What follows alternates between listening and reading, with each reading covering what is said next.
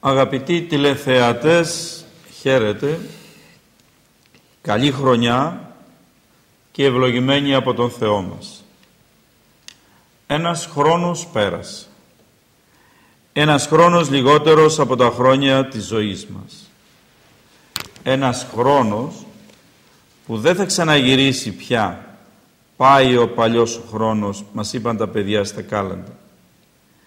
Ένας χρόνος που δεν θα το ξαναβρω παρά μόνο στο δικαστήριο του Θεού, για να δώσω λόγο πώς τον πέρασα. Στη χάρη του Θεού ή στην αμαρτία, φίλος του Θεού ή εχθρός. Να όμως και ένας καινούριος χρόνος ανέτειλε. Η πρωτοχρονιά είναι μια μέρα χαράς και γιορτής. Γι' αυτό τελούμε και δοξολογίες, να ευχαριστήσουμε το Θεό για το χρόνο που πέρασε και να τον παρακαλέσουμε να ευλογήσει και τη νέα χρονιά. Γι' αυτό και ο ένας εύχεται στον άλλον τα χρόνια πολλά. Για ένα όμως καλό χριστιανό η πρωτοχρονιά έχει ένα βαθύτερο νόημα. Για τον παλιό χρόνο που έφυγε πρέπει να κάνει μια ανασκόπηση και για τον καινούριο που έρχεται ένα σχέδιο. Μια ανασκόπηση για να βρει τις ελλείψεις του και ένα σχέδιο για να διορθώσει τα σφάλματά του.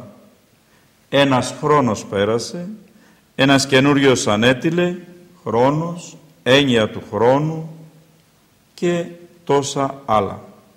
Αλλά περισσότερα όμως θα μας πούν οι καλεσμένοι της σημερινής εκπομπής μας πάνω στην έννοια του χρόνου, πάνω στο χρόνο, και είναι μαζί μας ο κύριος Βασίλειος Γκρίλας, θεολόγος από του Χάβαρη.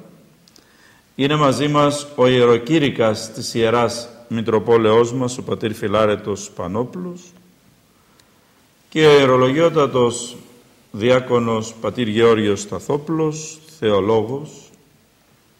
Είναι μαζί μας για να συζητήσουμε αυτό το χρόνο, μιας και σήμερα Κυριακή είναι πρώτη Κυριακή του χρόνου.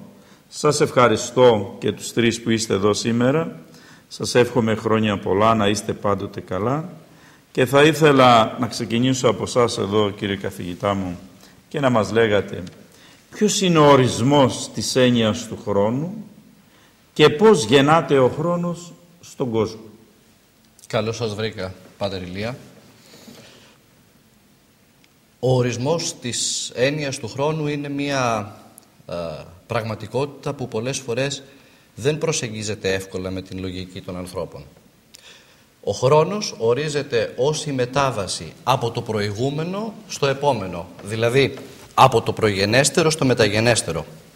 Πρόκειται δηλαδή για τη σειρά συμβάντων και γεγονότων, τα οποία κινούνται στον άξονα της ευθείας του παρελθόντος, του παρόντος και του μέλλοντος. Η κατανόηση του ορισμού του χρόνου είναι αρτιότερη εάν δεχτούμε την βάση ότι ο χρόνος δεν αποτελεί πραγματικότητα, αλλά είναι μια πραγματικότητα η οποία συμπίπτει με τη δημιουργία της κτήσεως, με τη δημιουργία του κόσμου. Στην περίπτωση αυτή είναι αυτονόητο ότι αποδεχόμαστε ότι δημιουργός του χρόνου και αιτία της υπάρξεως του χρόνου είναι ο Θεός. Αναδιαθρώνοντας λοιπόν αυτόν τον ορισμό του χρόνου, μπορούμε επαρκέστερα να συμπεράνουμε ότι πρόκειται για μια διαδοχική κίνηση που η αφετηρία της εστιάζεται στην αρχή έναρξη της δημιουργίας και προχωράει εκ του μη όντως, όπως λέμε στη θεολογία, εις το είναι, δηλαδή από την ανυπαρξία στην ύπαρξη. Η γέννηση του χρόνου είναι ταυτόσιμη με την γέννηση του κόσμου. Το οριακό σημείο το οποίο μας το αποδεικνύει είναι το ίδιο το κείμενο της Αγίας Γραφής. Αναφέρεται χαρακτηριστικά στην Αγία Γραφή ότι εν αρχή επίησεν ο Θεός των ουρανών και τη γη. Αυτό το εν αρχή δηλώνει αυτόματα την έναρξη του χρόνου και μάλιστα, όπως χαρακτηριστικά αναφέρει ο Μέγας Βασίλειος, δηλώνει το ακαριέον της ενάρξεως του χρόνου. Χρόνος πριν τη δημιουργία δεν υπάρχει. Αντίθετα είναι κτιστός και δημιουργείται. Έτσι, σύμφωνα με τον ορισμό και πάλι του Μεγάλου Βασιλείου, ο χρόνος είναι το συμπαρεκτηνόμενο τη συστάση της δημιουργίας διάστημα. Δηλαδή, είναι το διάστημα εκείνο που συμπαρεκτείνεται στη δημιουργία του κόσμου και που εντός αυτής της δημιουργίας κινείται ο ίδιος ο χρόνος. Είναι η συνεχής ροή των γεγονότων που ξεκινούν με τη δημιουργία και θα τελειώσουν στη συντέλεια του κόσμου. Μάλιστα. Πατέρα Φιλάρη, δεν βλέπω κάτι θέλει να συμπληρώσετε. Θα ήθελα και εγώ με τη σειρά μου, Πατήρ Ηλία, να συμπληρώσω στα λεγόμενα του κυρίου Γκρίλα.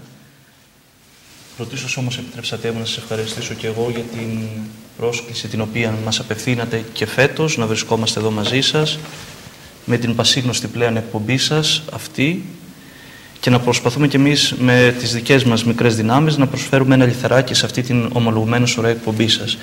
Χρόνια πολλά βέβαια σε όλους, στους τηλεθεατές σας και στους τηλεθεατές μας και να έχουμε μια ευλογημένη και καλή χρονιά. Όντως πολύ καλά, όπως μας είπε και ο κύριος Γκρίλας, για την έννοια, αν θέλετε, του χρόνου, έτσι λίγο πιο διευρυμένα, όπως πολύ ωραία μας τα ανέφερε, θα ήθελα και εγώ να συμπληρώσω με τη σειρά μου κάποια στοιχεία γύρω από την έννοια του χρόνου, διότι οπωσδήποτε εφόσον εισήλθαμε σε μια νέα χρονιά, σε ένα νέο έτος, πέραν από τις καθιερωμένες ευχές που ανταλλάσσουμε αυτές τις μέρες όλοι μας, στο νου του καθενός μας περιστρέφονται διάφορες αντιλήψεις περί της έννοιας της ροής του χρόνου. Πώς δηλαδή κυλάει ο χρόνος και τι είναι ο χρόνος που τόσο γρήγορα φεύγει και μάλιστα δεν έχει πισωγύρισμα. Είναι το μόνο στοιχείο, θα λέγαμε, που δεν μπορούμε να αναπληρώσουμε ή να κερδίσουμε. Γι' αυτό και κάποιος σπουδαίος θεολόγος, ο Ιουστίνος Πόποβιτς, που είναι γνωστός λίγο στους εκκλησιαστικούς και θεολογικούς κύκλους, αναφέρει πως ο χρόνος μαζί με τον δίδυμο αδελφό του τον χώρο είναι δύο σημαντικά σημεία, δύο βαρύς ζυγούς του ανθρώπου που τους κουβαλάει μέσα σε όλη του τη ζωή. Όμως η έννοια του χρόνου είναι μια παμπάλαια, θα λέγαμε, μυστηριώδης υπόθεση για τον άνθρωπο. Κανένα άλλο όν επί της κτήσεως και επί της γης δεν έχει την αίσθηση της ροής του χρόνου. Πολλό μάλλον δεν έχει την αίσθηση της μετρήσεώς του. Δηλαδή κανένα όν πάνω στη γη δεν μπορεί να μετρήσει το χρόνο, δεν μπορεί να αντιληφθεί την ροή του χρόνου. Εκτός από τον άνθρωπο που από την αρχή της δημιουργίας του, με τη λογική την οποία του χάρισε ο Θεός, πλέον προβληματίστηκε γύρω από την ροή του χρόνου και έτσι με το ένστικτό του και με την λογική την οποία του χάρισε ο Θεός μέτρησε τον χρόνο, θα λέγαμε, ξεκινώντας από το ημερονύκτιο, δηλαδή με την πορεία του ήλιου που άρχισε να καταμετράει πρωτίστως την ημέρα και με την κίνηση των διαφόρων άλλων ουρανίων σωμάτων και έτσι του δόθηκε η δυνατότητα να μετρήσει και να δει τι είναι η ροή του χρόνου. Επίσης, αξίζει να αναφέρουμε ότι και οι αρχαίοι Έλληνες φιλόσοφοι είχαν ασχοληθεί ιδιαζόντως με το θέμα του χρόνου, της έννοιας του χρόνου και πρώτος ο Ηράκλητος, που είναι γνωστός σε όλους μας, γύρω στο 580 π.Χ. Αξίζει αυτό να το σημειώσουμε, ένας από τους πλέον έτσι αρχαίους προγόνους μας που ασχολήθηκαν με τη ροή του χρόνου, που είπε το πασίγνωστο πλέον σε όλους μας, τα πάντα ρί, δηλαδή τα πάντα μεταβάλλονται, τα πάντα κινούνται, τα πάντα υπόκειται εις τη ροή του χρόνου.